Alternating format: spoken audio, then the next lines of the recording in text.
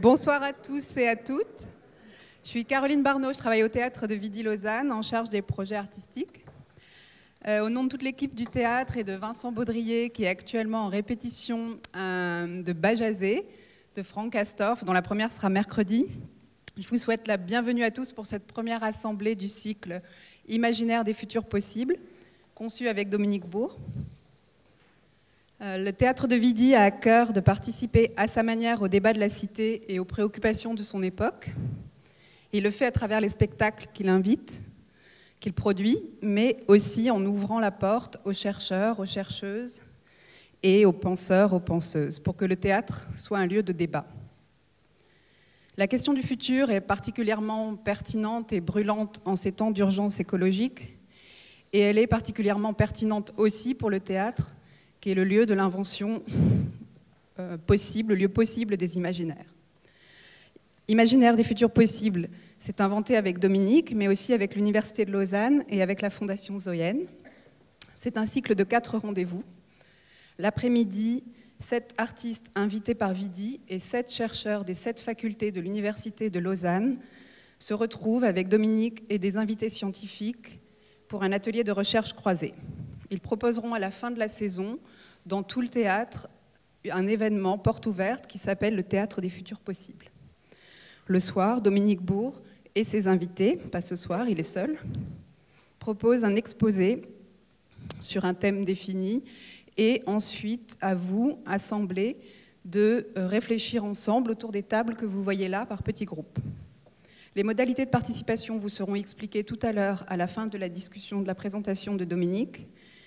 Ce soir, Dominique présente un état des lieux de la situation actuelle, ses contraintes et les opportunités pour penser le futur. Je laisse la parole à Sophie Swatton de la Fondation Zoën, partenaire d'Imaginaire des futurs possibles.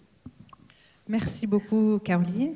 Bonsoir à toutes, bonsoir à tous. Donc la Fondation Zoën est très contente de participer à cette expérience des imaginaires possibles.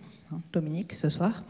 La Fondation Zoën, donc juste en quelques mots, a justement pour mission de soutenir des initiatives de transition écologique et solidaire qui soutiennent donc des projets inscrits dans, on va dire, le respect des limites planétaires. On ne va pas dépenser plus que ce que la planète peut supporter. Et donc, pour soutenir ces initiatives, on met en place des nouveaux dispositifs, nouveaux modèles économiques aussi. Mais on produit des savoirs, c'est le soutien des savoirs engagés, on produit des savoirs, mais ça ne suffit pas de produire des savoirs, il faut aussi les partager.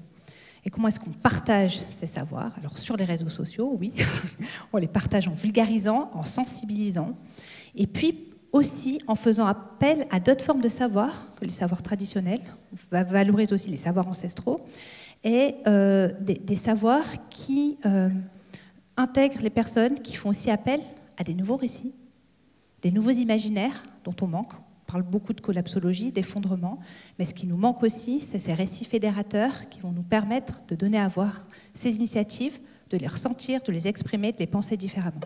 Et donc, en ce sens, la Fondation Zoën, c'est une évidence, est ravie de participer avec des chercheurs de l'UNIL, avec des artistes, avec des personnes engagées, avec un public actif et participatif, merci d'avance, à cette expérimentation.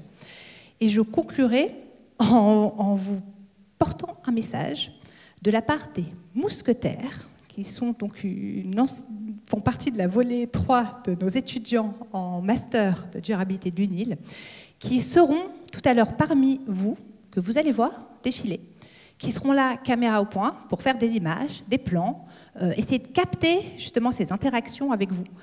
Et donc, si certaines ou certains d'entre vous ne sont pas d'accord pour être filmés, ne souhaitent pas passer à l'image, n'hésitez pas à venir vers eux, ils se manifesteront, et donc n'hésitez pas à le leur dire. Je vous souhaite une très belle soirée, et je passe la parole à nouveau à Caroline. Qui va passer la parole à Benoît Frein, vice-recteur de l'Université de Lausanne, également partenaire du cycle Imaginaire des futurs possibles. Merci, bonsoir à toutes et à tous. Impressionnant de vous voir si nombreux. L'Université de Lausanne est très fière de s'associer à ce projet innovant D'abord parce qu'il y a des membres de l'Université de Lausanne, un peu honoraires pour certains, mais qui sont très engagés là-dedans. Et puis parce que l'Université de Lausanne produit des savoirs, comme ça a été dit par Sophie, mais elle est loin d'être une tour d'ivoire. L'idée, c'est comme un service public qui se respecte, de diffuser ces savoirs, de reconnaître que tous les savoirs ne sont pas produits par l'université, ils sont produits collectivement par toute une société et que ces savoirs peuvent permettre d'affronter les immenses enjeux auxquels nous sommes confrontés, les enjeux de la transition écologique ou de la durabilité, quel que soit le nom qu'on lui donne. Il y a quelque chose qui nous intéresse beaucoup aussi, ce sont les récits. Vous savez que nos sociétés fonctionnent sur des grands récits, sur des grands mythes, comme celui du progrès, le mythe de Prométhée, ou celui de la croissance, particulièrement mis en question en ce moment. Et la recherche scientifique a montré que ce sont ces mythes qui font bouger. Il y a un psychologue social que j'aime beaucoup, il s'appelle Harald Welzer, qui appelle notre monde actuel le monde du toujours tout ou du toujours plus. Et il dit qu'à aucun moment, il dit qu'aucun mouvement social ne convainc ses adhérents et ses opposants par l'information ou en apportant des preuves scientifiques à sa cause. Non, il faut changer les récits qui sont à la base de la société pour que les choses changent. Et l'Université de Lausanne a déjà beaucoup travaillé sur des questions de récits, dans le cadre de Volte-Face, par exemple, un projet sur les transitions énergétiques, où on a travaillé avec la science-fiction, sur la prospective aussi. Et donc, pour nous, c'est quelque chose qui est déjà un petit peu dans nos habitudes de travailler sur ces questions-là.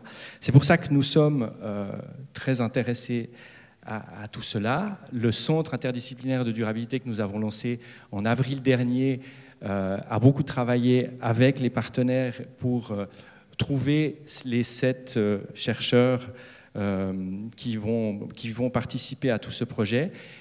Il y a le service de médiation et de scientifique et de culture de l'UNIL qui travaille aussi notamment à la création d'un blog, je vous en parle dans un instant, et puis nos services de communication qui sont très impliqués puisqu'ils nous filment maintenant en direct, et pour toutes les personnes qui n'ont pas pu trouver de billets ce soir, eh bien, ils peuvent suivre la soirée sur Internet et pourront le faire les prochaines fois également.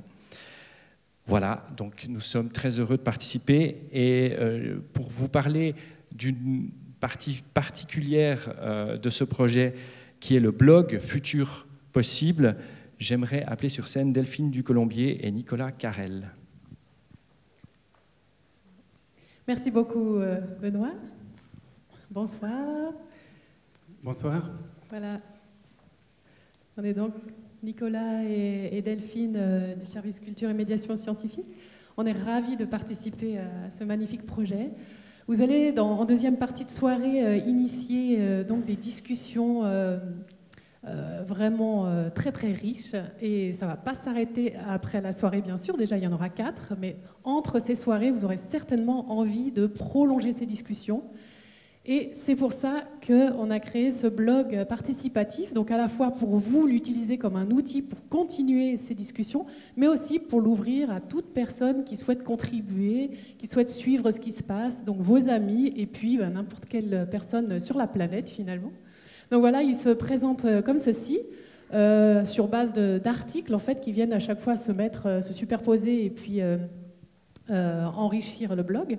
Sur la colonne de gauche, vous pourrez retrouver tout ce qui concerne le cycle, donc du matériel pour vous préparer pour les prochaines rencontres, ce qui est filmé maintenant, une synthèse qui sera à chaque fois élaborée en commun entre notre monsieur fil rouge, Gabrielle Salerno, et puis Vami, l'illustratrice, qui va suivre tout le cycle et qui sera présente aussi les prochaines fois.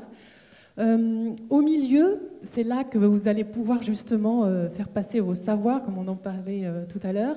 Vous allez pouvoir contribuer, on va vous montrer comment.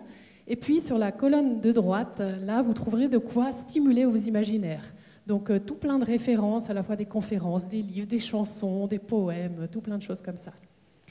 Ce blog, il faut savoir, voilà, c'est une discussion assez inédite et il va permettre en fait à long terme de cristalliser toutes ces discussions pour archiver voilà, ces discussions d'acteurs tout à fait différents qui sont présents et aussi à l'extérieur. Donc on a à la fois des artistes, des scientifiques, des retraités, des grévistes du climat, des journalistes, voilà, toute personne, peut-être des politiques, tous citoyennes et citoyens. Voilà, comme vous êtes inscrit au cycle, en fait, vous avez été automatiquement inscrit à la newsletter du blog que vous recevrez 1 à 2 fois par mois, pas plus, et elle vous permettra de recevoir directement les nouveaux articles, mais aussi les nouveaux podcasts et les films ou vidéos, notamment proposés par la Fondation Zoing. Donc là, vous avez l'inscription pour la newsletter, donc vous n'avez pas besoin de le faire, mais n'hésitez pas à dire à vos amis, à vos collègues, à vos familles de venir s'inscrire pour recevoir également la newsletter et pourquoi pas également eux contribuer. C'est à la suivante. Voilà. Alors on a déjà 2 contributions qu'on a en avant-première été sollicitées. Sur la droite, on a un article sur l'état de la recherche en durabilité par Elsa Bernauer, qui est une étudiante à l'UNIL. Et puis, sur la gauche, vous voyez, on a eu la chance d'avoir un entretien avec Jacques Dubochet, comme tout le monde le sait, prix Nobel 2017, qui est très engagé sur ces questions et qui nous fait part, à travers un podcast, de sa vision de ce projet. Et bien sûr, donc là, c'est 2 exemples, mais vous allez voir que pour contribuer, ça peut être sous tout plein de formats différents. Vous pouvez vraiment vous lâcher. Voilà, donc des mots, bien sûr, une analyse personnelle ou un article, une contribution fine des nouveaux enjeux planétaires, mais aussi prendre la plume pour exprimer des pensées, des idées, un poème, pourquoi pas des contributions plus libres pour partager une magnifique balade en forêt qui vous a inspiré, une illustration, un dessin, une peinture, un compte-rendu d'une lecture qui vous a plu, 2-3 planches BD, un conte de votre cru, parler d'une relation avec vos plantes, ou les conversations avec votre chat, une déclaration d'amour à la terre, témoigner de votre rapport à la nature, une chanson de votre répertoire ou un field recording, c'est-à-dire une prise de son d'une ambiance avec le texte explicatif qui va bien. Alors il faut simplement que ce soit une création de votre part et évidemment respecter la charte de contribution que vous pouvez trouver sur le site. Alors voici pour les contributions, mais bien évidemment, si vous souhaitez également relayer une référence, un film qui vous semble assez juste sur cette question, vous pouvez tout à fait le faire parvenir soit par ce biais, soit directement par l'adresse email. Et évidemment, on nourrira la 3e colonne qui était la colonne des stimulations. Alors voilà, comment contribuer, c'est très simple. Vous trouvez dans le menu ou toujours à droite le bouton Comment contribuer. On arrive sur cette page un peu blanche, mais où vous retrouverez vraiment toutes les informations, la charte de contribution, et puis vous pouvez remplir le formulaire sur la droite. Ce formulaire, en fait, nous envoie un mail, et nous, on en fait un article, on reprend exactement ce que vous avez proposé, et puis on fait ça le plus rapidement possible. Donc voilà, c'est pas de l'instantané, mais il faut attendre 2-3 jours. Voilà, comme on l'a dit, là, ça invite plutôt à un écrit, mais vous pouvez contribuer aussi, vous pouvez attacher des documents, voilà, tout plein de formats différents. Ben voilà, que dire de plus? Allez explorer le site. Bienvenue au cycle et bienvenue sur ce blog qui vous est destiné. Naviguez, partagez, tweetez et n'hésitez pas à nous contacter via l'adresse mail. C'est votre site. Voilà, c'est parti. Merci et à tout de suite. Merci à vous.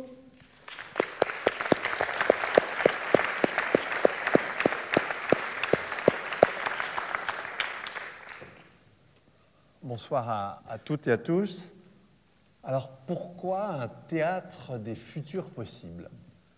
Eh bien, si nous vivions une époque plan-plan, une époque où nous serions replets de certitudes, il n'y aurait aucun intérêt à imaginer le futur, puisque le futur serait identique au présent et l'imaginer ne serait qu'une occasion de déprime. Or, rassurez-vous, nous ne sommes absolument pas dans une époque plan-plan. On a tous la conviction, plus ou moins solide, que finalement, ce que nous vivons aujourd'hui n'est pas durable, n'est pas tenable, et que nous allons très probablement devoir vivre autrement. Même les choses qui semblaient les plus acquises, par exemple le fait que la planète était vouée à une urbanisation constante, ben non, pas impossible d'imaginer que dans 20 ans, 30 ans, vous ayez à nouveau 30%, 40% de la population allouée à des tâches agricoles. Sur un plan physique, on a toujours des glaciers. Dans quelques décennies, du glacier d'Aletsch, il ne restera que quelques flaques. Et donc là, on voit bien que le futur n'est pas le présent. Alors maintenant, attention. Imaginez les futurs, essayez de discerner des futurs possibles, des futuribles, on l'espère, souhaitables, parfois plus dystopiques, moins souhaitables. C'est un exercice extrêmement important, c'est le seul moyen d'essayer de donner un sens à ce que nous faisons aujourd'hui, à se guider pour contribuer à bâtir un monde différent, fût-ce dans une période secouée. Mais en tout cas, imaginer les futurs possibles, ça n'est en aucun cas, et faites bien attention à ça, ça n'est en aucun cas prédire l'avenir. Tout simplement parce que chaque fois qu'on s'est essayé à prédire l'avenir, eh bien, en général, on s'est totalement trompé. Je me souviens, il y a quelques années, on avait invité Hervé Lebras, un démographe, et il nous avait beaucoup amusé en reprenant historiquement les différentes prévisions de ses collègues du passé. En fait, aucune ne s'était avérée. Et même si l'on regarde, et ça c'est un des traits très marquants de l'époque dans laquelle nous sommes, eh bien c'est qu'effectivement, même la réalité physique est en train d'évoluer. Et donc là, on est sur un terrain plus ferme. Et effectivement, si on regarde les grandes tendances, comme le réchauffement, par exemple, effectivement, c'est assez solide, puisque les premiers modèles qui datent du début des années 70, donc ça fait 50 ans, nous ont raconté cette histoire, alors qu'à l'époque, nos sens nous en racontaient une autre. Mais même dans ce cas-là, la carte n'est pas le territoire, et nous aurons très probablement des surprises. Ce qui va advenir avec le pergélisol et le méthane, les hydrates de méthane, le CO2 qui pourrait s'échapper, ça reste un sujet d'incertitude. L'élévation du niveau des mers, même des papiers récents qui nous montrent des choses qu'on n'arrive pas à comprendre physiquement, mais qui pourtant apparemment se sont produites. Et puis évidemment, par définition, le vivant nous surprendra. Donc non, le problème ce soir, ça va être beaucoup plus modeste. On va essayer de dégager des opportunités. Il y en a. Des contraintes, on ne se refait pas. Et c'est un petit peu l'objet plus modeste que l'on s'est donné pour cette soirée, et puis aussi, d'une certaine manière, pour ce cycle. Alors, ce soir, je vais essayer de balayer très très large, et comme vous le savez, avec 3 séances successives, on reviendra sur la question de l'effondrement, on reviendra sur le rôle des techniques, et on finira par la question des paradigmes. Mais chacun de ces aspects-là, je vais un petit peu déjà les aborder ce soir. Donc, en fait, c'est essayer de discerner certaines des briques qu'on devrait retrouver dans l'édifice que nous allons devoir bâtir, ce qui est tout autre chose. Alors, on ne va pas revenir à un schéma dualiste. Le changement climatique, c'est tout autant culturel que naturel. Mais enfin, quand même, on va privilégier dans un premier temps, pour entrer dans le système qui est en train de bouger, les entrées naturelles, et ensuite, on va privilégier, toujours pour entrer dans le même système, les entrées plus ou moins sociales. Et pour quand même, si vous voulez, d'une manière un peu par anticipation, pour percer, je dirais, l'abcès de l'effondrement, parce que rassurez-vous, on ne va pas parler que de ça, mais disons surtout, en fait, quand on parle d'effondrement au singulier, on présuppose que certaines des contraintes dont je vais parler vont se resserrer en même temps, ce qui n'est pas une nécessité, mais ce qui n'est pas non plus forcément improbable. Et puis surtout, en parlant d'effondrement au singulier, on imagine que ces contraintes vont, et tout ensemble, s'accélérer. Ce qui, là non plus, n'est pas une nécessité. Et donc on peut avoir, au bout du compte, une réalité assez semblable, avec des chocs plus progressifs, et au contraire, une réalité assez semblable, mais à laquelle on arriverait par des chocs plus brutaux. Donc ce n'est pas forcément intéressant que de se focaliser sur cette accélération. Alors, le premier paramètre, évidemment, à tout seigneur, tout honneur, je vais vous parler, mais rapidement quand même, de climat. Mais surtout, je voudrais essayer de relever certains traits qui sont vraiment importants pour comprendre ce qui est en train de nous arriver. Déjà, la première chose justement qu'il faut comprendre, puisque je viens d'en parler, c'est que ce qui se passe en matière de climat, c'est précisément une accélération, mais celle-là d'un changement complètement physique. Quand on passe d'une ère glaciaire à une ère interglaciaire et vice-versa, eh bien la température évolue en moyenne d'1 degré sur un pas de temps de 1000 ans. Là, si vous regardez ce qui nous arrive, depuis la fin du XIXe siècle, la température, grosso modo, a augmenté d'1 degré et d'1 dixième. En fait, vous avez 2 dixièmes de la fin du XIXe jusqu'au seuil des années 50. C'est la queue de comète de la sortie du petit âge glaciaire. Et du début des années 80 à aujourd'hui, donc en moins de 40 ans, on a connu une augmentation de la température moyenne sur Terre de 9 dixièmes. Donc pratiquement 1 degré en moins de 40 ans au lieu de 1000 ans. C'est ça qui pose d'énormes, vous imaginez bien, d'énormes problèmes. Et parfois, le fameux rapport SR15 d'octobre 2018 a parfois été lu assez curieusement, et on dit, ben voilà, 1,5 degré, c'est bon, on va y arriver, etc. Non, le 1,5 degré, dans tous les scénarios, c'est avec des émissions négatives. Et en plus, évidemment, depuis lors, les connaissances ont évolué.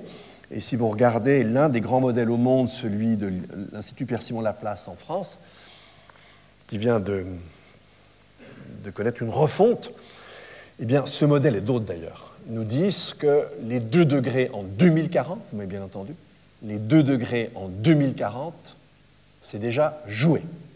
En fait, quand on émet des gaz à effet de serre dans l'atmosphère, ils n'expriment pas la totalité de leur pouvoir de réchauffement immédiatement, mais ils en passent par des rétroactions positives qui se déploient au gré des décennies. Et donc, si nous sommes à 1,1 aujourd'hui, et si dans à peine plus de 20 ans, nous serons à 2 degrés, là encore, vous pointez l'accélération. C'est-à-dire qu'on va reprendre pratiquement 1 degré, cette fois-ci en 20 ans, au lieu de 40 ans. Autre chose très importante, c'est le pas de temps en matière de climat. Imaginons que la température se stabilise au début du siècle prochain. Eh bien, elle va se maintenir, très probablement, à ce niveau pendant plusieurs millénaires, pour ensuite, pendant d'autres millénaires, très lentement redescendre. Donc on peut dire que le pas de temps est de 1000 ans. Et ça, on l'a compris que relativement récemment, il y a une quinzaine d'années, grosso modo. Donc là aussi, l'accélération d'un côté, mais la durée très longue des effets de l'autre. Et on va le voir juste après. Si l'on considère les effets en termes de vivant, évidemment, le pas de temps est beaucoup plus important. Je vais y revenir tout à l'heure. Alors, autre chose encore, très rapidement, je vous rappelle ce que signifient ces 2 degrés. Pourquoi conviendrait-il de ne pas s'éloigner de cette cible de 2 degrés? Pour 2 raisons. D'une part, c'est qu'à compter de ces 2 degrés, eh bien, on rend une dérive du système qui serait déconnectée de nos émissions plus probable. Ce n'est pas du tout une certitude, mais en tout cas, il y a une certaine forme de probabilité à l'évolution, indépendamment de nos émissions, vers une planète étuve, mais ce n'est qu'une probabilité, impossible de la calculer de façon un tant soit peu précise. Et puis, deuxième chose aussi très importante, c'est que à partir du moment on va excéder cette augmentation de la température moyenne de 2 degrés, eh bien, on va sortir du tunnel de variation de la température moyenne qui prévaut depuis 2 600 000 ans, c'est-à-dire depuis le début du Quaternaire. Donc en fait, toutes les espèces qui vivent aujourd'hui sur Terre sont adaptées à un tunnel de variation dont le plafond n'excède pas plus de 2 degrés par rapport à la température que nous connaissions dans la seconde moitié du XIXe siècle. Donc vous imaginez bien que ce n'est pas quelque chose de tout à fait anodin. Ensuite, pour finir encore sur cette question du climat, mais pour bien comprendre l'enjeu, eh bien l'enjeu, c'est une modification de l'habitabilité de la planète Terre. Par exemple, la ville de Paris imagine déjà, alors c'est imagine parce que vous ne pouvez pas du tout prouver ça, les modèles nous indiquent des moyennes, mais jamais de manière ferme les queues de courbe. Donc quelles seront les températures maximales, on n'en sait rien. Mais en tout cas, la ville de Paris se prépare à des maxima dès le début de la seconde moitié du siècle de 50 degrés. Premier trait, évidemment, c'est la montée du niveau des mers. Normalement, on devrait être en train et 2 mètres, et comme je vous disais tout à l'heure, des surprises avec une élévation plus brutale et plus importante ne sont pas à exclure. Mais normalement, on serait plutôt dans cette espèce d'échelle d'une élévation de 1 à 2 mètres, ce qui est gigantesque en termes de suppression de terre, de recul du trait de côte. C'est tout sauf négligeable. À ça, vous ajoutez le fait que sur pas mal d'endroits sur Terre, et notamment pour toute la partie, si vous voulez, qui est juste au-dessus de la partie tropicale, et en fait, par exemple, tout le bassin méditerranéen est promis, mais pas seulement, une partie des États-Unis, etc., à devenir une zone vraiment très sensiblement aride. Évidemment, l'habitabilité de terres arides n'est pas la même que l'habitabilité de terres et d'un climat comme nous le connaissons ici, aujourd'hui, en Suisse. À ça, vous ajoutez effectivement des événements extrêmes, plus violents, peut-être dans certains cas plus nombreux, mais en tout cas plus violents. Ça, c'est sûr. Et par exemple, un régime des pluies beaucoup plus perturbé, avec des précipitations, comme ce qui est arrivé la semaine dernière dans le sud de la France. On a toujours le phénomène des pluies cévenoles, mais évidemment, avec le changement climatique, ça devient plus violent. Vous avez jusqu'à 50 cm d'eau qui peut tomber en quelques heures. Vous imaginez évidemment ce que cela donne. Et de manière générale, dans l'Atlantique, par exemple, vous avez des zones où on sait, dans la décennie, vous aurez probablement 2, 3, 4 cyclones de catégorie 5. Ce qui signifie que dans très peu de temps, ces territoires ne pourront plus être assurés. On assure des aléas, mais pas des probabilités fortes de survenue de dommages. Et puis, abordons le sujet le plus délicat, qui est celui de la nourriture. Et un des derniers rapports du GIEC nous le rappelle, la production de nourriture sur Terre va être sous tension. En 2016, on dénombrait encore que 650 millions de personnes qui souffraient de malnutrition, alors que la quantité de nourriture produite sur Terre, comme vous le savez, c'est 2 fois largement ce qu'il suffirait. Mais toujours est-il que, dans certaines régions, du fait du changement climatique, la production de nourriture chute et on est déjà à nouveau proche des 900 millions de personnes qui sont déjà insuffisamment nourries aujourd'hui. Et vous le savez, les plantes arrêtent leur photosynthèse entre 40 et 45 degrés. En ce qui concerne les céréales, elles sont très sensibles à la montée des températures dans les 30 degrés. Et donc, ça va être un domaine extrêmement sensible. Et puis enfin, je terminerai là-dessus pour le climat. On trouve ça depuis assez peu de temps dans la littérature. Ça fait 4-5 ans où on s'intéresse à l'accumulation chaleur-humidité.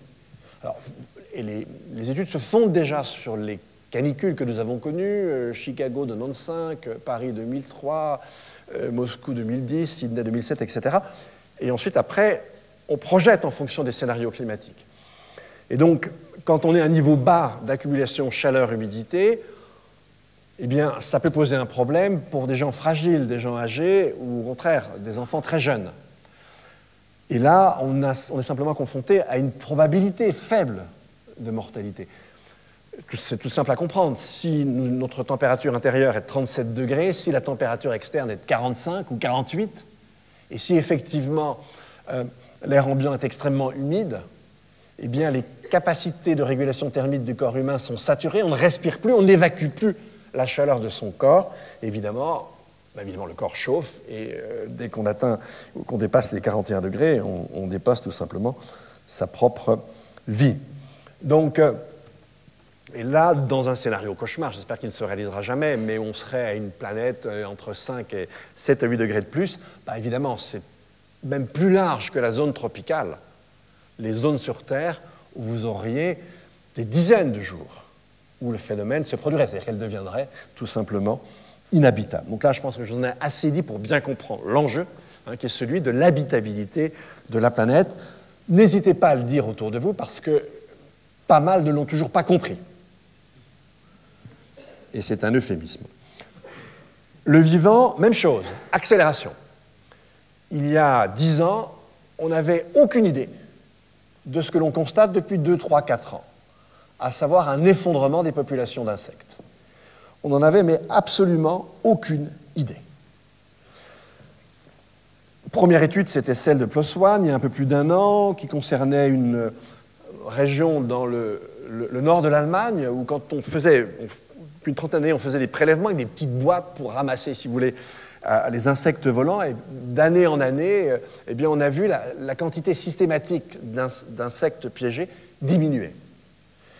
Et on a évalué ça dépend des saisons, entre 75 et 85, grosso modo, la baisse des populations de ces insectes volants. Une autre étude, cette fois-ci à l'échelle de la planète, et non pas sur les insectes volants, mais les insectes toutes catégories, et bien là, avec 73 points d'observation au monde, où effectivement, là aussi, depuis plus d'1 siècle, on a des séries statistiques très viables de prélèvements sur les populations, eh bien, on estime que 41% des espèces d'insectes, toutes catégories confondues, connaissent déjà un taux de déplétion de leur population annuelle de 2,5. C'est-à-dire qu'en 3 décennies, ces populations ont disparu. En d'autres termes, c'est 1% aussi qui se rajoute chaque année, en d'autres termes, le vivant s'effondre autour de nous. Donc que le vivant s'effondre autour de nous et qu'on continue à rester bien plan-plan, en allant chercher sa pitance à la Migros, à heure fixe, ça paraît assez ambitieux. J'ai bien peur que ça ne soit pas le cas. Et là encore, c'est vraiment une surprise. Et le pas de temps, cette fois-ci, c'est le million d'années. En ce qui concerne les extinctions qui nous ont précédées, et en général, quand on parle d'extinction de masse dans l'histoire du vivant sur Terre, lorsque, en général, un pas de temps très très très long, eh bien, on a à partir, pas jusqu'à 75% des espèces qui disparaissent. Et évidemment, le temps de reconstitution est de 5 à 10 millions d'années. Donc le pas de temps, cette fois-ci, ce n'est pas 1000 ans, c'est 1 million. Et évidemment, le changement climatique accélère les effets destructeurs de nos activités par rapport à la biodiversité de manière générale. Ensuite, imaginons les ressources. Et là, la ressource des ressources, c'est l'énergie. C'est par l'énergie que l'on peut aller capter d'autres ressources. C'est par exemple notre disponibilité énergétique qui va décider de la quantité de métaux que nous serons encore capables d'extraire et de traiter à l'avenir. Alors vous le savez, eh bien, nous autres humains, nous ne produisons pas d'énergie, nous la captons, la transformons et la transportons, ce qui à chaque fois appelle un coût énergétique. Alors, dans le scénario cauchemar, mais franchement incalculable, donc vous l'avez compris, la formule clé en matière d'énergie, c'est le ratio entre ce que j'investis et ce que je récupère. Évidemment, on a mangé notre pain blanc il y a 30 ans, 40 ans. Quand j'investissais un baril de pétrole, j'en récupérais 100. Pour le pétrole conventionnel, c'est entre 15 et 20 aujourd'hui. Donc, c'est plus du tout la même donne. Eh bien, OK, ça, c'est quand on calcule l'énergie que j'utilise directement pour aller en chercher. Mais si j'ajoute l'énergie nécessaire aux infrastructures, au raffinage, au transport, tous les employés et l'énergie qu'ils dépensent pour faire fonctionner les industries extractives de transformation, etc., ben, il est fort probable qu'on ne soit pas très loin de l'équilibre. Alors évidemment, ça serait le scénario cauchemar. Parce que si un jour on finissait par utiliser plus d'énergie qu'on en retire, ça ne durerait pas indéfiniment. Donc là, on aurait un clash, un effondrement, si vous voulez, brutal, global. Mais encore une fois, on n'en sait rien. C'est des calculs qui sont infaisables de façon tout à fait ferme. En revanche, ce qui est alors là beaucoup plus probable, c'est que toute la croissance qu'on a connue après-guerre, c'est essentiellement le pétrole, et on a eu même des années avec une croissance qui est allée jusqu'à 9%.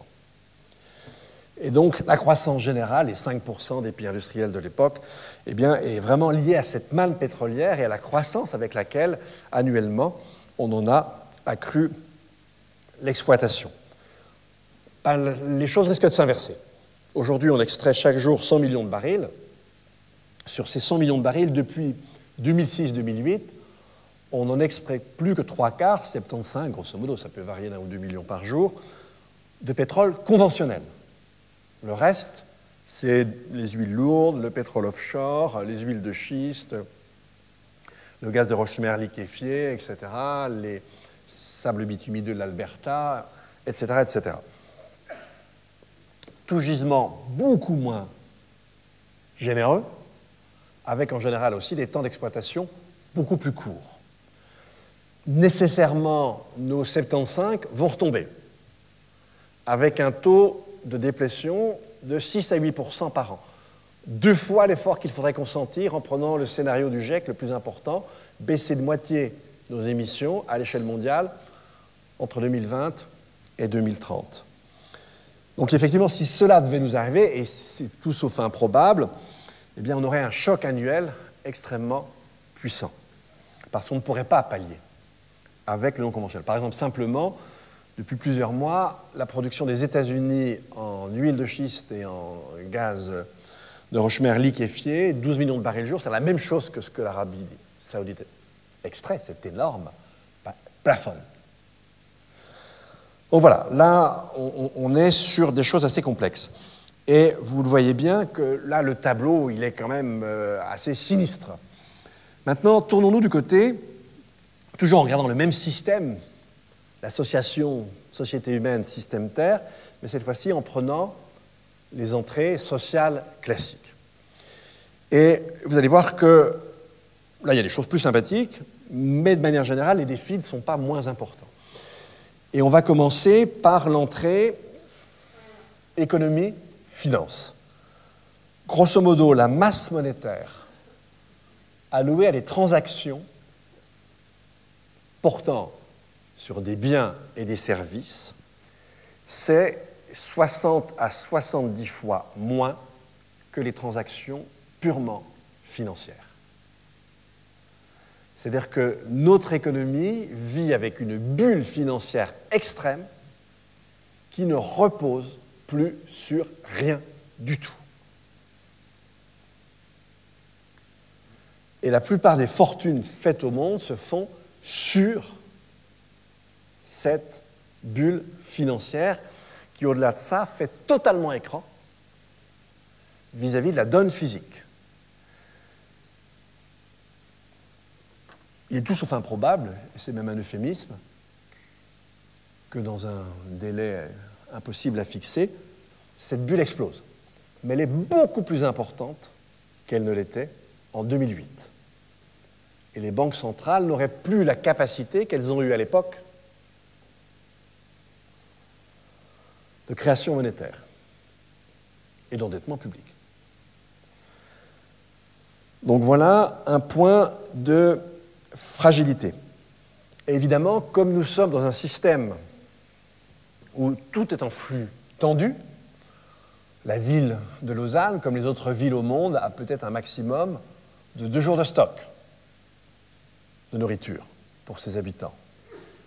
Et si la monnaie vient à manquer, ce sont les transports qui manqueront derrière. Si vous avez des émeutes, des pillages, en général, on anticipe la chose et on l'empire par certains phénomènes psychologiques, il est clair que là, on pourrait rentrer dans une dynamique d'effondrement, alors que pourtant, par ailleurs, la donne physique n'aurait pas changé. Donc attention, c'est un aspect non négligeable des problèmes qui nous concernent. Et par rapport au système, on est une espèce de hub, parce que tout passe aujourd'hui par la donne monétaire. Donc si elle vient à s'effondrer, c'est les flux physiques derrière qu'on n'arrive plus à assumer. Là, on est vraiment, pour le coup, dans la systémique. Autre domaine avec lequel il faut compter pour imaginer l'avenir, c'est le paysage aujourd'hui de l'information. Parce que ce paysage-là est très différent de celui qu'on connaissait il y a 20 ou 30 ans. Où en fait, grosso modo, dans les différents pays occidentaux, on avait des chaînes publiques ou parapubliques pour prendre des choses plus récentes, mais j'ai cet exemple du journal en France de TF1 qui, dans les années 80, fin des années 80, était suivi par 14 millions de personnes. Aujourd'hui, c'est maximum 2. Eh bien, il y avait une espèce de plat commun d'information. Alors, je ne vous dis pas que l'information de TF1 était d'une fiabilité parfaite, mais en tout cas, c'était plus sur l'interprétation et la présentation des phénomènes qu'on pouvait avoir à redire. Mais en tout cas, entre TF1 et les grands journaux et les grandes radios, le monde était le même. Et puis, même si vous aviez la paresse de regarder ce genre de journal, rien ne vous empêchait de compléter par la radio, d'approfondir par la presse écrite. Il était bien question des mêmes sujets. Eh bien, vous le savez, aujourd'hui, c'est absolument plus le cas. Le monde de Donald n'est pas le vôtre. Demandez-lui où est la Syrie ou le Kurdistan. Vous voyez à peu près ce qu'il va pouvoir dire, et malheureusement, c'est beaucoup de Nord-Américains qui sont dans cette situation. Si vous demandez à un Nord-Américain où est le Canada, en général, il va trouver que c'est à côté de la Suisse. Et je ne plaisante pas, hein, j'ai fait l'expérience il y a encore quelques jours. Alors, évidemment, c'est très difficile de construire une démocratie quand vous n'avez plus la possibilité de partager un monde commun. À cela, vous ajoutez la manière dont fonctionne le web, sur les millions d'informations identifiées par un algorithme, elles sont classées en termes de popularité. C'est franchement pas l'information la plus intéressante qui va être classée en premier, je vous le dis tout de suite. Donc si vous êtes en premier sur Google, interrogez-vous sur la pertinence de ce que vous racontez. Ensuite, les moteurs de référence sont très pauvres sur un plan sémantique. C'est à peu près comme les modèles de l'économie néoclassique. Il y a un produit à vendre, un acheteur, un vendeur, ça marche. Aïe, 2 acheteurs, c'est foutu. 3 acheteurs, 4 produits, et 6 vendeurs, le modèle s'effondre. Eh bien, c'est à peu près pareil pour les moteurs de référence. Donc, en fait, ils vous ramènent toujours au même. Franchement, pour l'aspect critique et l'enrichissement de l'information, on fait mieux. Et donc, bien sûr, ils ont fragilisé. Le web a fragilisé très hautement nos démocraties. Difficile d'imaginer certains leaders populistes à la culture d'une amplitude extrême sans les réseaux sociaux et sans les... Ça ne veut pas dire qu'il n'y a que ça, il peut y avoir un très bon usage, attention.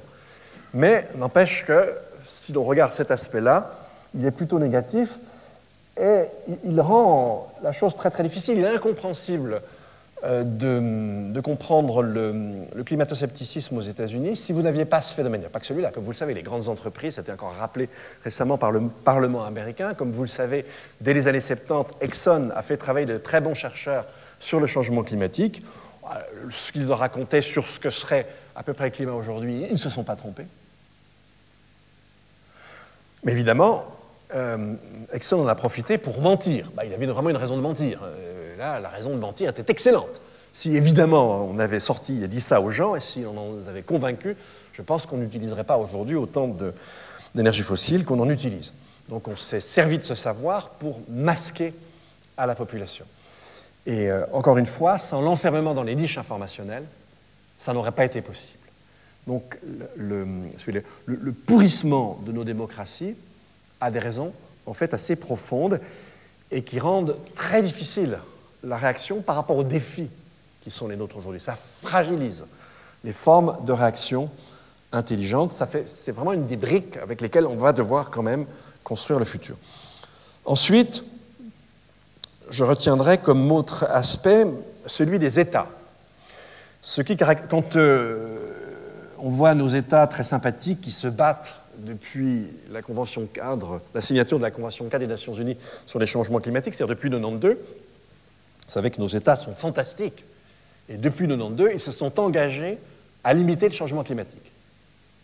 Vous connaissez le résultat. En fait, il n'a cessé d'empirer. Alors, si vous regardez bien la Convention cadre des Nations Unies sur les changements climatiques, il n'y a absolument aucune difficulté à comprendre la situation d'aujourd'hui.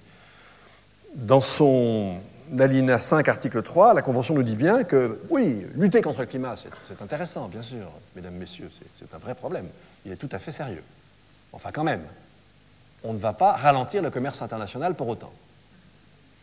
Or, je suis désolé de vous le dire, mais le commerce international, c'est la pompe à flux de matière et énergie.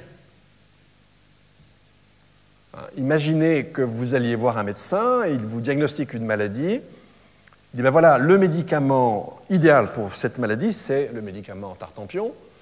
Il n'est absolument pas question que je vous l'administre parce que c'est contraire à ma religion. Ce serait un médecin tout à fait génial. C'est à peu près la situation des États. Et en plus, les États n'ont absolument pas les moyens de faire ce qu'ils disent. C'est pourquoi ils sont tous hypocrites. Et en général, quand ils s'engagent, c'est en termes d'émissions directes sur leur territoire. Déjà, ils n'y arrivent pas. Mais en fait, par exemple pour la Suisse, l'empreinte carbone de chaque individu, par ses achats, c'est 2 fois sa contribution aux émissions directes sur le territoire. Et là, l'État n'a aucun moyen d'agir là-dessus. Donc en fait, alors ça ne va pas faire plaisir aux aficionados du municipalisme libertaire, mais je ne vois pas comment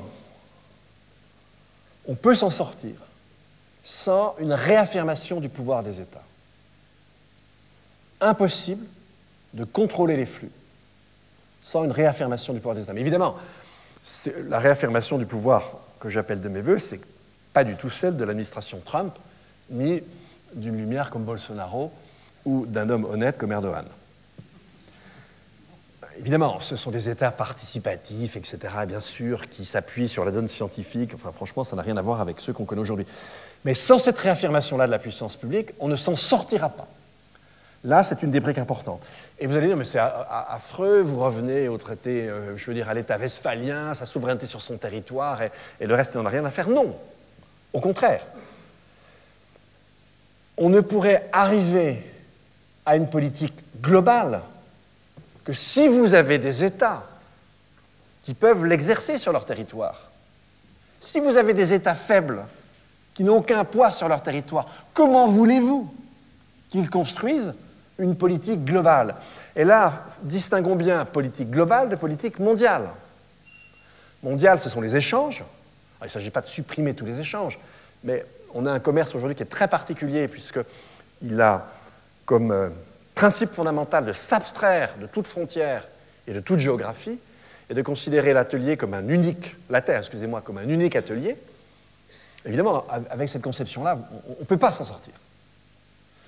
Donc, encore une fois, la réaffirmation de la puissance publique, ce n'est pas du tout ce qui va aller à l'encontre de politique internationale et globale. C'en est au contraire la condition sine qua non, ce qui est très différent. Problème extrêmement important, c'est celui des inégalités.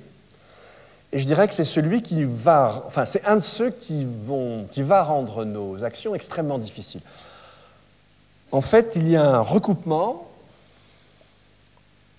pas parfait, mais au moins indirect, quand ce n'est pas très souvent direct, entre les inégalités environnementales et les inégalités sociales. Les inégalités sociales, vous pouvez toujours les ramener, y compris en termes de formation, de culture, etc. Vous pouvez toujours les ramener à des inégalités environnementales. Et effectivement, aujourd'hui, certains vont vous dire, bah, c'est simple, si on veut s'en sortir environnementalement, la solution est limpide. Il suffit, comme disait Jean Carmet, de flinguer tous ces salauds de pauvres. Alors je vous arrête tout de suite. Si jamais, par malheur, vous entreteniez ce genre de fantasme. Tout simplement pourquoi? Vous connaissez le chiffre. 10% de la population mondiale émettent 50% des gaz à effet de serre. 50% de la population mondiale, les plus pauvres, n'émettent que 10%. Flinguez les plus pauvres, vous n'aurez gagné que 10%, dont vont s'emparer très rapidement les 1 ou 2% qui coiffent le panier. Donc, je suis désolé, mais on n'arrivera jamais à faire quoi que ce soit de solide sur cette terre en matière d'environnement sans le faire avec les pauvres. Et très probablement en devenant un peu plus pauvres nous-mêmes. Bon, c'est la solution à la Rousseau, mais elle avait quelques avantages. Ce qui, évidemment, vous imaginez, sur un plan électoral, m'a fait atteindre des sommets. Alors, autre donne très importante, évidemment, tous nos partisans de la croissance verte, de la croissance qualitative, de la croissance sélective, de la croissance tartempion et allez-y, tous nous disent, braves gens, ne vous faites aucun souci, la solution, c'est dans les techniques. Un certain Bertrand, que d'aucuns connaissent ici, s'est fait fort dans cet exercice. Maintenant, je n'ai rien contre les techniques, que la chose soit claire. Je n'ai pas pour prétention de finir mon existence à quatre pattes à brouter l'herbe dans les champs. Et je pense ne pas être le seul à refuser une telle éventualité. Non, il ne s'agit pas de ça. On ne peut rien faire sans technique, que la chose soit claire. Le propre des êtres humains, c'est que leurs relations au milieu, et même avec eux-mêmes et avec les autrui, sont de plus en plus médiatisées par des techniques. Mais en revanche, le problème, c'est simplement de ne pas leur demander ce qu'elles ne peuvent pas donner. Et en général, quand on parle de développement durable, alors, il paraît qu'il existe toujours des experts du développement durable, ça me fait vraiment rire. Mais bon. Quand on parle de développement durable, eh bien, on cherche le Graal. On va découpler. C'est-à-dire, c'est très simple, on va continuer à se goinfrer en mangeant de moins en moins. Ça, c'est une équation d'économiste néoclassique. Je ne la soutiendrai pas pour ma part. Qu'est-ce que nous permettent les techniques? Premièrement, elles nous permettent de produire à l'unité des biens et des services avec moins de ressources. C'est génial. Un bien et un service avec moins de ressources, produit avec moins de ressources, c'est un bien et un service moins cher. Qu'est-ce qui arrive à un bien et un service quand il est moins cher? Il y a plus d'acheteurs. Et on l'utilise plus. Donc, ça veut dire, ne dites pas ça aux ingénieurs, c'est la déprime assurée, plus vous faites des efforts pour que vos biens et vos services soient économes, plus on consomme. Et c'est effectivement un des moteurs de la croissance économique. Alors après, deuxième chose, génial avec les techniques. OK, il y a plein de fonctions humaines par rapport auxquelles on peut inventer les biens et les services techniques nouveaux. Les smartphones n'existaient pas il y a quelques décennies. OK, mais chaque fois que vous le faites, vous suscitez des flux de matière et des flux d'énergie supplémentaires. Et puis troisième chose, alors ça c'est le truc vraiment génial, on est capable partiellement de remplacer un service écosystémique. Là on a fait très fort, c'est au début du XXe siècle, avec le procédé Haber-Bosch qui nous a permis de synthétiser l'azote de l'air. Avant il fallait aller chercher du guano, il fallait pousser les bestioles à faire leurs besoins pour qu'on puisse quand même se nourrir. Là non, la manne est quasi infinie. OK, mais du coup, Quand vous regardez les limites planétaires, celles des limites qui sont les plus dépassées sont celles des flux d'azote et de phosphore. Donc, OK, si on a accès à une chose sans quasi-limite dans un côté, on bouleverse complètement les équilibres du système Terre. Donc, on ne peut pas tout attendre des techniques. Grosso modo, elles ont plutôt souvent tendance à déplacer un problème et à en recréer un autre après. Et en tout cas, des techniques qui permettent de se goinfrer avec de moins en moins de matière, ça, on n'a jamais vu. Et je vous dirais qu'il y avait un petit découplage dans les années, fin des années 80, années 90. Aujourd'hui, c'est un surcouplage. C'est-à-dire que depuis 2000, la croissance du PIB est moins rapide que la consommation de ressources à l'échelle mondiale. Alors, aller chercher la croissance qualitative, à part le fait d'aller chez le psychiatre à pied, oui, c'est sûr, mais ça va devenir difficile. Alors, enfin, on va plutôt terminer sur une note positive. On va parler de paradigme. Et vous avez vu, les techniques, c'est un des thèmes qu'on va traiter avec Bernard Stiegler et Mathieu Arnoux, un excellent historien. On traitera la question de l'effondrement avec Cynthia Fleury et Arthur Keller. Et on traitera avec Virginie Maris et Guillaume Loger la question des paradigmes. Le paradigme, c'est un peu la construction du monde comme ça, qui est une espèce de proto-récit et qui permet de donner un sens et puis, je dirais, de discerner l'orientation comme ça d'une civilisation. Alors, je vais essayer d'aller vite, mais si vous voulez, fin 16e, début du 17e, on a construit un paradigme extrêmement puissant, qui est le paradigme moderne, et qui était en rupture totale avec nos sens et ce que nos sens nous disent. C'était l'idée selon laquelle, en fait, la nature autour de nous n'était qu'un agrégat de particules matérielles, extérieures les unes aux autres, sans intériorité, donc sans pensée, sans sens, sans sensorialité. Donc, le monde n'était qu'un tas de matière inerte, unie, pensait-on, par une loi, tout d'abord la loi du mouvement, son Galilée, ensuite la gravitation universelle. Et donc, si le monde n'est qu'un agrégat de particules matérielles, eh bien, les animaux, comme nous l'a appris Descartes, ne sont que des machines, et surtout, nous ne sommes pas des animaux. Nous n'avons rien à voir avec la vie sur Terre. Vous m'entendez bien? Nous n'avons rien à voir avec la vie sur Terre. La vie est mécanique, elle est stupide, opaque, elle ignore le sens, au sens aussi bien de l'intellect que de l'orientation, et donc elle nous est complètement étrangère. Et là, ce paradigme nouveau, eh bien, recouvrait la manière dont on avait fini par interpréter les relations entre l'humanité et la nature selon le livre de la Genèse. On avait fini par focaliser sur un seul passage, Genèse 1, 26-28, vous êtes les seuls à avoir été créés à l'image et à la ressemblance de Dieu, c'est tout à fait flatteur, et de ce fait-là, vous êtes conduits à dominer tout ce qui vit sur Terre. Alors là, je vous assure qu'il y en a qui n'ont pas attendu qu'on leur répète. Hein. Ils y sont allés comme des malades, et ils ont commencé à tout détruire. Et donc, effectivement, c'était clair. Le progrès, c'est tout artificialiser.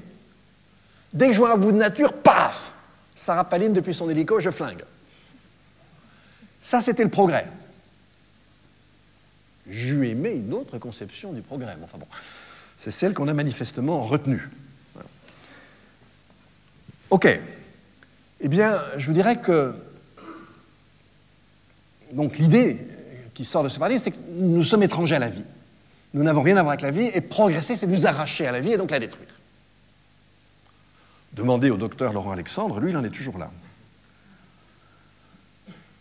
Or, depuis le XIXe siècle, on voit autour d'une autre discipline, concernant le vivant et d'autres disciplines, parce qu'il n'y a pas que la biologie, eh bien on voit s'esquisser une façon très différente de concevoir la nature, et de même que la première s'est instillée, y compris dans la vie quotidienne, dans des métaphores, des manières d'user le langage, dans nos attitudes vis-à-vis des animaux, etc. De bons historiens nous ont montré ça.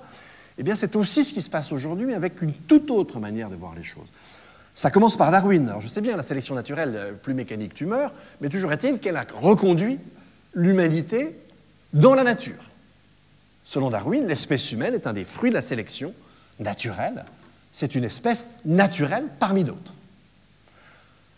Un siècle plus tard, deuxième moitié du XXe siècle, c'est cette fois-ci l'éthologie, l'étude du comportement animal, qui nous montre qu'il n'y a aucune faculté dont on prétendait qu'elle était exclusivement humaine. La parole, la politique, la culture, le maniement des outils, le sens moral, etc. Non. On en trouve toujours, au moins, une préforme, une forme de préexistence chez certaines espèces animales. Et puis dans certains cas, c'est quasi universel. Le maniement de l'outil est très répandu, il n'y a pas d'espèces qui ne communiquent pas, etc., etc. Donc là, deuxième conclusion, non seulement nous sommes une espèce naturelle, mais nous sommes franchement une espèce naturelle comme les autres. Et puis arrive la biologie végétale. Alors ça, c'est fantastique.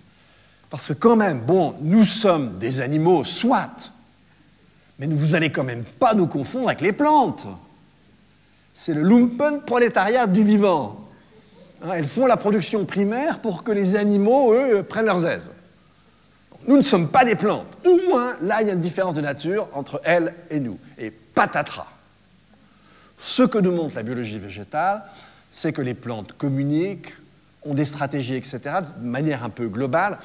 Elles sont, passez-moi l'expression, mais elles ne sont pas plus connes que nous. Mais elles le font sans organes d'une manière systémique, ce qui est assez surprenant. Peut-être ça pourrait inspirer certains dont les capacités cérébrales sont faibles. Mais, en fait, ça, aujourd'hui, est en train de... Cette idée qu'effectivement, nous sommes un, c'est-à-dire je crois qu'on a 70% des gènes de la banane. Attention, j'en vois déjà, enclin à la facilité. Mais, nous faisons un avec le vivant. Et, si j'ose dire, mais, excusez-moi, mais ça pète de partout aujourd'hui. Regardez la sensibilité animale. En 20 ans, il y a 20 ans, alors moi le premier, on était tous des viandards. Là, si j'ai un steak dans mon assiette, la culpabilité est terrible. Je n'arrive même plus à le manger. Et ça se diffuse. Ça se diffuse. Regardez l'amour qu'on voue aux arbres. Aujourd'hui, embrasser un arbre, fut-on professeur d'université, ça ne vous conduit plus à l'asile. J'ai eu chaud. Heureusement que ce que je dis n'est pas totalement faux. Regardez la sylvothérapie qui s'est développée dans les années 60 au Japon et qui a tendance à se répandre en Occident. Certaines études, une très belle étude du Lancet, nous montre que si vous comparez deux corps d'individus, l'une qui déploie son existence dans un milieu végétalisé, arboré, avec présence des animaux, et un autre dans un milieu complètement minéral, certaines places lausannoises, eh bien, les statistiques en termes de santé, en termes de bien-être, en termes de délinquance même, ne sont pas les mêmes. Regardez l'affirmation aujourd'hui, mais partout au monde, enfin presque, des droits de la nature. Il est même question, dans certains cercles secrets, de conférer une personnalité morale au léman. C'est un scoop.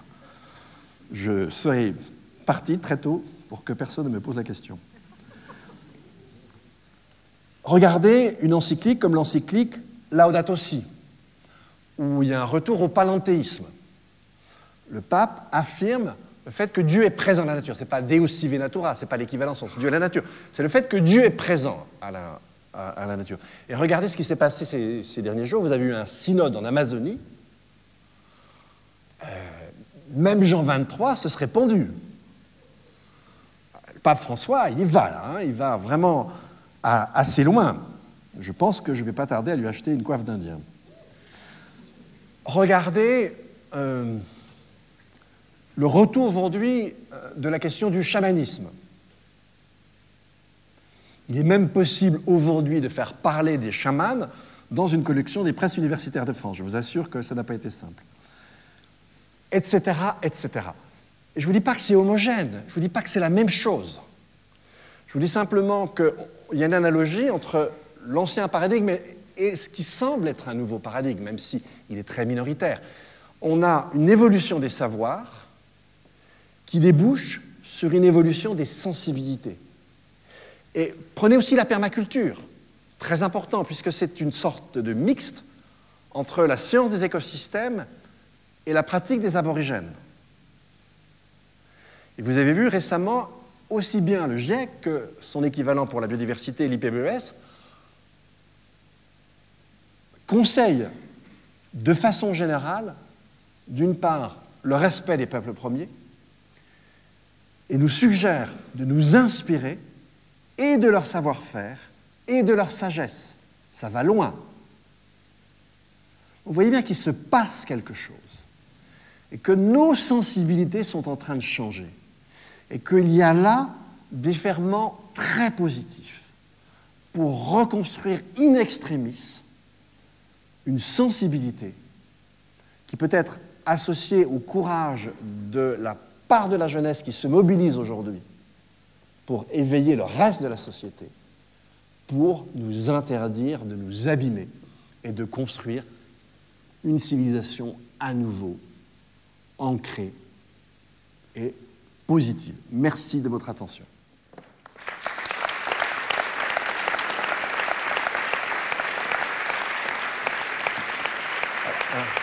Gabriel.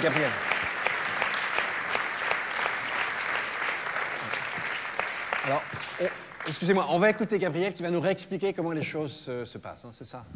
Bon. Ça va venir. Vous m'entendez maintenant? Oui, on t'entend bien. Donc peut-être on va juste laisser quelques minutes, une ou deux, pour les questions. Alors j'insisterai juste, les questions de sens. Donc si vous avez quelque chose que vous n'avez pas compris, vous voulez quelques précisions sur ce qu'a dit Dominique Bourg, mais pas des questions de débat. Je vous propose de réserver ces questions de débat aux tables participatives que nous aurons tout à l'heure. Donc voilà, quelques minutes juste pour une ou deux questions.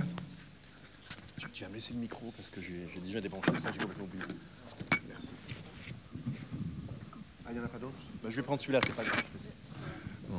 Je suis désolé, je l'ai déjà débranché. Merci pour votre exposé. Moi, je ne suis pas familière avec le concept du pas de temps et j'aurais besoin que vous le réexpliquiez brièvement. Alors, c'est tout simplement l'idée que les conséquences de nos actions vont s'étendre sur une période longue. Au début des années 90, début des années 2000, on pensait que le changement climatique serait relié à la durée d'une molécule de dioxyde de carbone dans l'atmosphère, c'est un siècle et demi. Donc on pensait, qu'on avait une mauvaise période à passer et on ne voyait pas du tout les choses comme on les a vues à partir, grosso modo, des années 2008, 2009, 2010, jusqu'à... Voilà. Et je me souviens par exemple d'un papier de Thomas Stocker de 2013 sur justement les fenêtres d'action qui se ferment. À partir du moment où, en fait, la perturbation qu'on induit quant au cycle du carbone sur Terre est une perturbation au très long cours, ça signifie deux choses. Ça signifie premièrement que plus tard on agit et plus haut est le niveau auquel on peut espérer stabiliser la température. Ça signifiait qu'en fait, qu'il devenait très urgent d'agir. Plus l'effet est long, et plus la nécessité d'agir, elle, se raccourcit. C'est ça l'idée du pas de temps. C'est que les fenêtres d'action se refermaient. Et l'autre, c'est qu'effectivement, on prend des responsabilités très lourdes, puisqu'on entraîne des conséquences sur le très long cours. Et comme vous l'avez vu, quand on ajoute au climat les effets du climat sur le vivant et nos autres causes de dégradation du vivant, là, cette fois-ci, on est sur des conséquences qu'on va mesurer, quand on parle de disparition des espèces, à une échelle de millions d'années. Donc c'est ça que ça veut dire, si vous voulez. Donc c'est à la fois paradoxal, c'est-à-dire que les dégradations qu'on opère, on les opère sur un temps très long, donc nos bêtises, ce n'est pas un petit moment à passer, mais c'est en fait une transformation pour de multiples générations, un nombre indéfini de générations de la Terre, et le fait que l'on porte à des conséquences aussi longues en termes de temps, fait qu'en même temps, du côté de l'action, il faut agir d'autant plus vite. Parce que puisque le phénomène a une inertie très très forte, plus on tarde à agir, et plus on plus haut est le niveau auquel on peut stabiliser le problème. Plus destructeur est le niveau auquel on peut stabiliser le problème. Donc c'est extrêmement important cette question de pas de temps. Je ne sais pas si je voulais mieux expliquer, mais en tout cas c'est fondamental. En 2 mots, il faut agir très vite, et les bêtises qu'on fait, c'est pour très longtemps. Oui, c'est lié à l'inertie, bien sûr. C'est lié à l'inertie. C'est-à-dire que, en fait, les perturbations du cycle du carbone sont très longues. Par exemple, dans 10 000 ans, il y aura toujours 35% des gaz à effet de serre qu'on aura émis. Et dans 100 000 ans, vous aurez encore 7%, et 7% que la biosphère, si on se fie aux travaux d'Archer, que la biosphère n'arrivera jamais à résorber. Y aurait-il encore une seconde question? Peut-être. Alors on en prend peut-être encore une.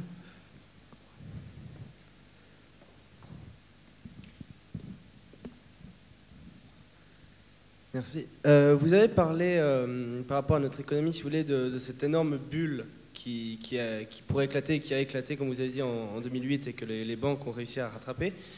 Mais vous parlez d'une énorme bulle qui éclate. Est-ce que vous sous-entendez donc, si vous voulez, l'économie sur laquelle on se base, sur laquelle ce monde se base, est donc par essence éphémère, vu que la bulle peut éclater?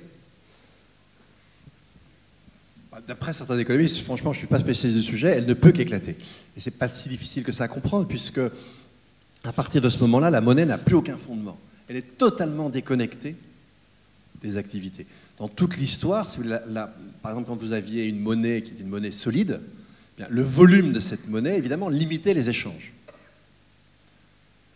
Et aujourd'hui, vous avez en fait la configuration inverse, c'est-à-dire qu'effectivement, il y a une création illimitée de monnaie, mais du coup, celle-ci n'a plus aucune assise physique.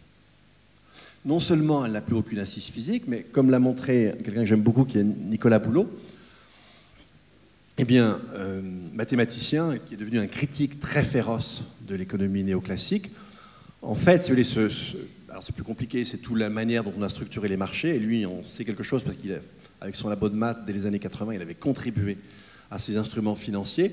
Eh bien, en fait, on a une volatilité des prix qui est extrême, et les prix n'ont plus aucune connexion avec la donne physique. Donc, notre économie, et on le voit d'ailleurs aujourd'hui, fait écran entre nous et l'état dégradé du monde que cette économie a fini par susciter.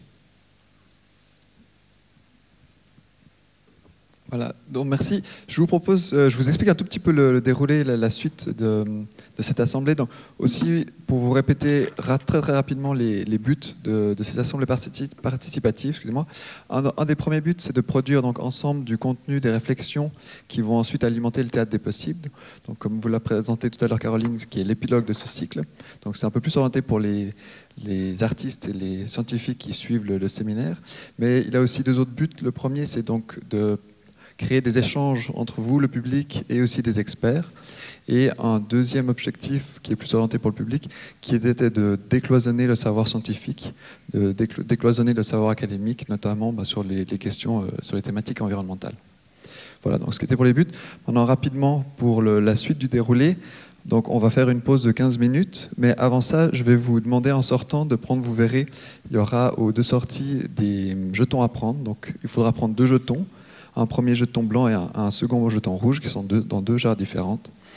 Et ces jetons vont ensuite vous permettre d'être assignés à différentes tables. Donc on va descendre les gradins, donc n'oubliez pas de prendre toutes vos affaires avec vous. On va installer 12 tables, qui seront 12 tables de réflexion sur chacune une thématique différente. Donc vous voyez ici le plan, donc 12 tables, 12 thématiques. Et on va mettre une question, une méta-question projetée au tableau ici, sur laquelle vous réfléchirez. Et ce que je peux aussi vous dire, donc, à chacune des tables, il y aura des facilitateurs de l'UNIL. Vous les voyez ici avec le t-shirt blanc et le point d'interrogation bleu, qui seront là pour vous cadrer un petit peu dans les discussions. Vous pourrez aussi leur poser des questions. Et le déroulé, c'est que chaque personne passera à 2 tables. Donc chaque personne sera verra 2 thématiques différentes. Le premier jeton, le jeton blanc, sera pour la première table. Et ensuite, après 20 minutes, 25 minutes de discussion au sein de vos tables, vous serez assigné à votre deuxième table, qui est le jeton rouge. Alors, est-ce que vous avez tout compris? Est-ce que c'est clair? Donc, n'oubliez pas, prenez bien toutes vos affaires. Et pour celles et ceux qui ne continueraient pas la soirée pour X ou Y raison, n'oubliez pas de ne pas prendre de jetons, puisqu'on utilisera à chacune des séances. Juste avant, je voudrais quand même présenter Gabriel Salerno, est un doctorant brillant qui va très prochainement soutenir sa thèse. Et c'est lui qui fait le lien, enfin qui est le go-between entre les artistes, les experts, etc.